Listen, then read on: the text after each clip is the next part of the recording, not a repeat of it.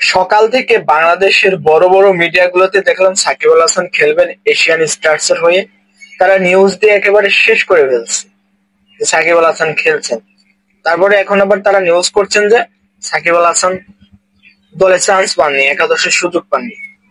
এসব নিউজ এরা কোথা থেকে পায়, নাকি না পেয়ে নিউজ করে, আমি কিছু বুঝলাম না। সাকিব আল হাসান তো এশিয়ান যে স্টার, সে একাদশে থাকবে কি করে? সে টিমেই তো নাই।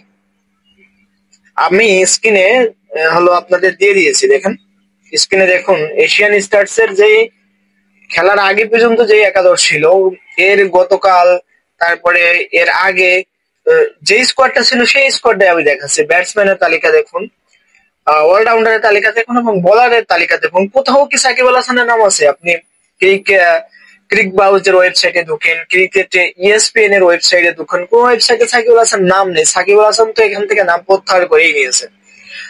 আর সবচেয়ে বড় কথা হলো সাকিব আল হাসান এখানে ইংল্যান্ডে আছে। তাহলে বাংলাদেশের জাতীয় গণমাধ্যম গুলো কি জানে না যে সাকিব আহ, ভারতে নাই, তিনি খেলবেন না, তিনি ইংল্যান্ডে পরীক্ষা দেবেন? তাহলে ঘুরে ফিরে এই নিউজ গুলো কেন হচ্ছে? সাকিব আল হাসানকে অপমান, সাকিব আল হাসানকে চরম অপমান করা হলো। সাকিব আল হাসান গাঁজা সেবন করছেন, একাদশে চান্স পাচ্ছেন না। সাকিব আল হাসান ওই বোতল টানছেন, পানি টানছেন। নিউজের কোনো অভাব নাই আর শেষ নাই। মানে বড় বড় চ্যানেল গুলা, তাদের তো নিউজ করার ব্যাপারে একটু জেরে নিউজ করতে হবে। এই কাজটা যদি আমাদের মতো কন্টেন্ট ক্রিয়েটর করতো, তখন কমেন্ট বক্স হলো বিভিন্ন ধরনের শব্দ আছে, ওইগুলোতে আসলে ভরে যাইতো সত্যি কথা বলতে।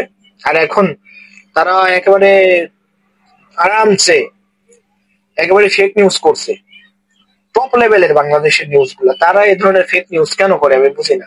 সাকিব আল হাসান এশিয়ান স্টারসই নেই, খেলবে কি করে?